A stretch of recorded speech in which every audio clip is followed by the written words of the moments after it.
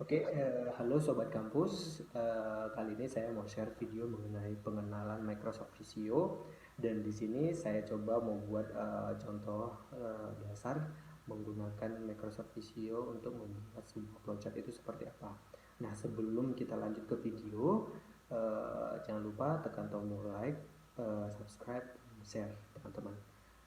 Sebelum kita mau buat flowchart, kita harus tahu dulu case-nya kita mau buat flowchart apa. Nah, yang pertama saya ambil kasus yaitu mau buat flowchart pasien rawat inap. Nah, di sini di tiap instansi atau rumah sakit itu alur dari rawat inapnya berbeda-beda. Nah, saya ambil sampel di rumah sakit A misalnya. Nah, yang pertama inilah dia alurnya atau prosedur dari rawat inap tersebut. Nah, gimana cara buat flowchartnya? Nah, kita yang pertama kita buka dulu Microsoft Office Visionya. Klik start Visio, klik Visionya. Oke.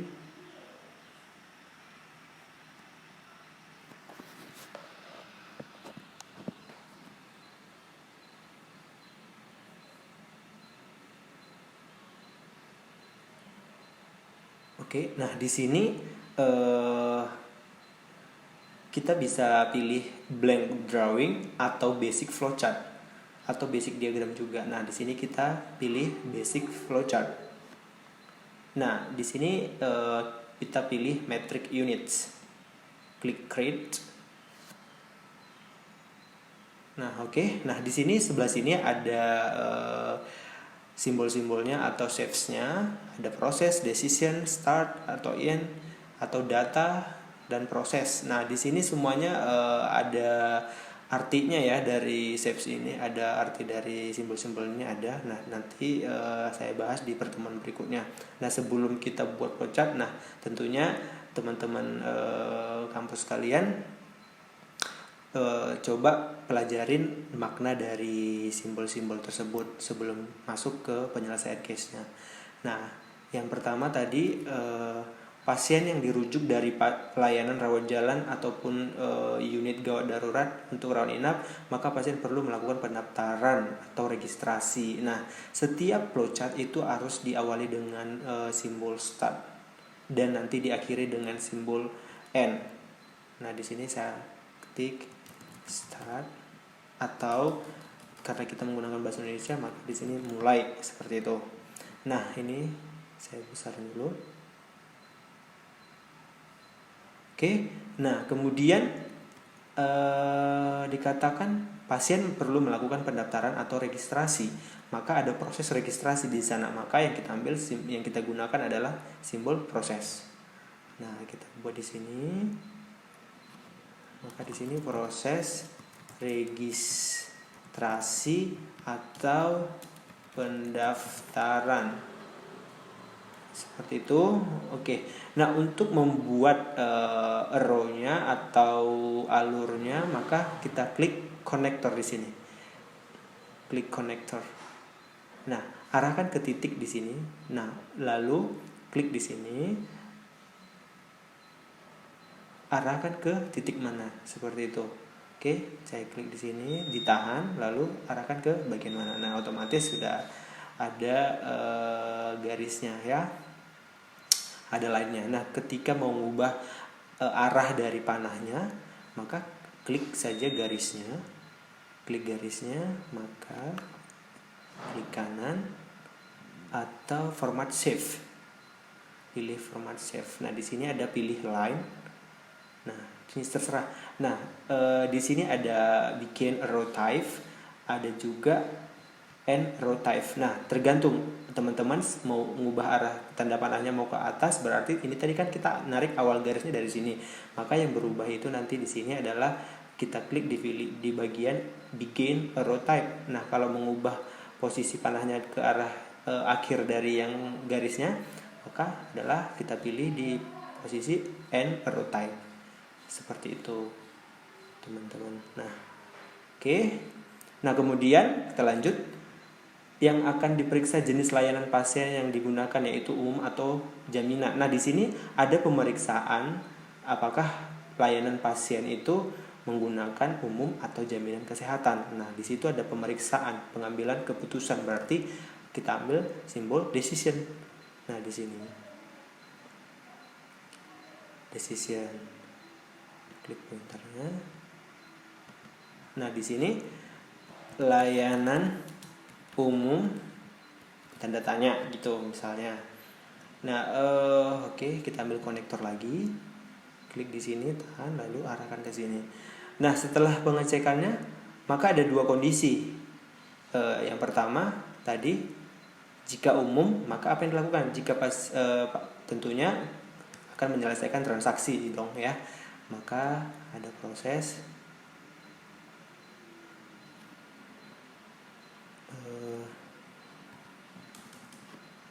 melakukan penyelesaian administrasi misalnya. Ini proses ya, itu proses. Nah, ini konektornya berarti kita tarik dari sini.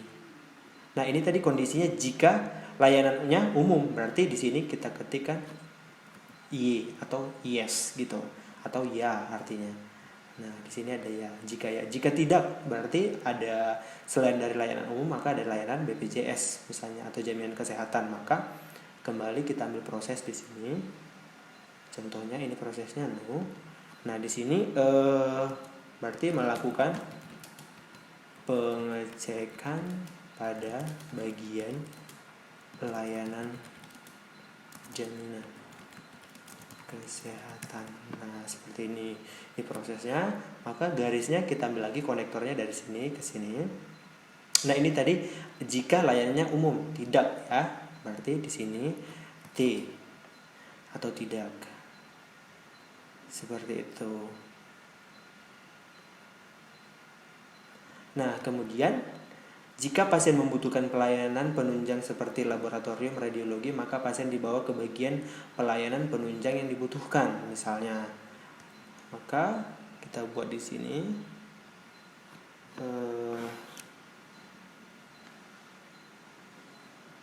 seperti ini. Apakah pasien butuh layanan penunjang ya. Penunjang.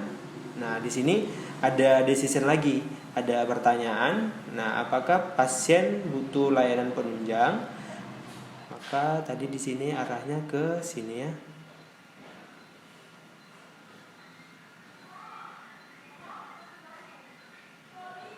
Apakah pasien butuh layanan penunjang? Jika ya, maka apakah dia baca lagi posisinya. Jika tidak, maka pasien mendapatkan perawatan inap, langsung dikirim ke rawatan inap. Nah, jika membutuhkan operasi, maka diberikan layanan operasi. Jika ya, maka apakah butuh operasi?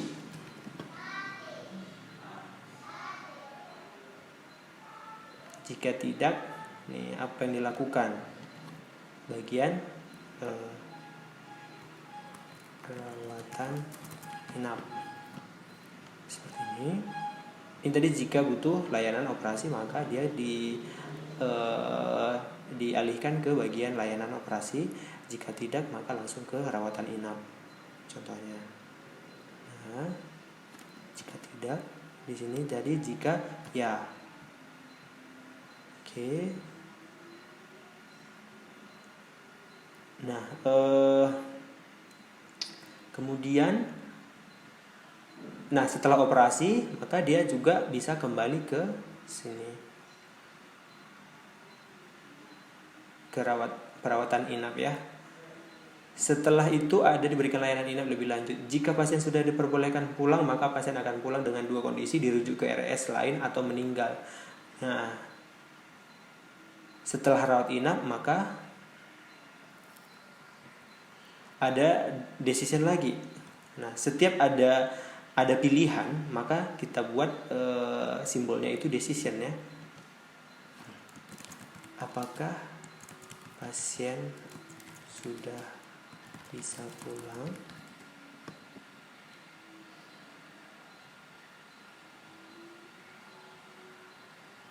sorry.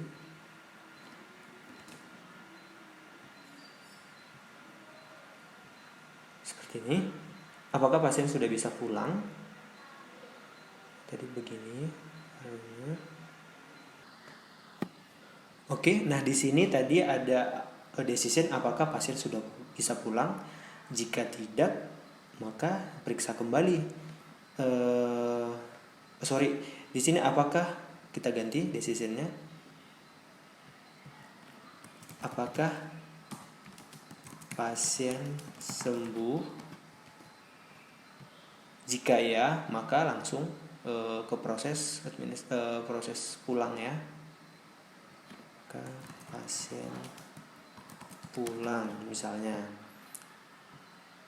Nah, jika tidak, nah kita ambil decision lagi di sini. Ini konektornya jika pasiennya sembuh, ya. Jika pasiennya tidak, maka di sini kita buat T. Nah, di sini decisionnya apakah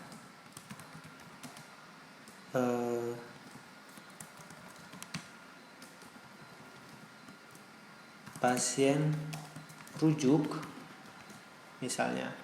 Jika pasien rujuk, maka ke bagian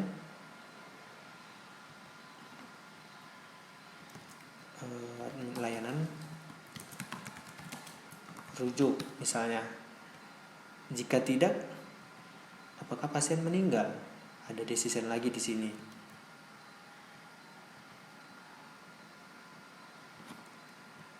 Pasien meninggal. Nah, arahnya seperti ini. Tadi di sini jika layanan rujuk, maka di sini jika ya. Nah, di sini akan sebentar. Pasien juga sudah bisa pulang, misalnya. Jika tidak,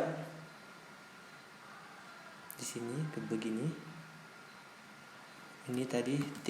Jika pasiennya tidak rujuk, maka ada pertanyaan lagi, ada decision lagi.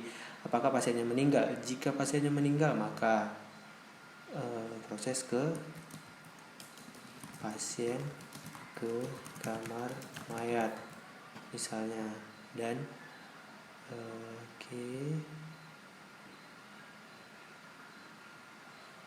seperti ini. Jika ya, maka kembali ke sini.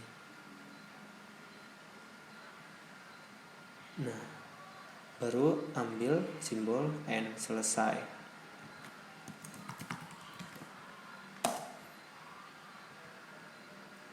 Oke, nah kira-kira begini dia. Nah, ini kan ada pasien meninggal. Jika tidak, maka dia akan dicek lagi apakah pasiennya sembuh atau tidak. Seperti itu kira-kira. Atau kita tarik garis dari sini ke sini. Teman-teman boleh buat seperti ini. Oke, sebentar. Nah, ini tarik ke sini.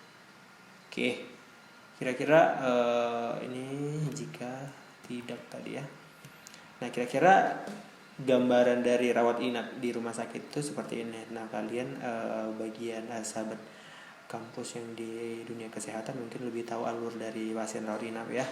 Nah, kira-kira begitulah proses pembuatan flowchart sehingga orang lebih paham, lebih mudah membaca flowchart seperti ini dibanding dengan narasi seperti ini.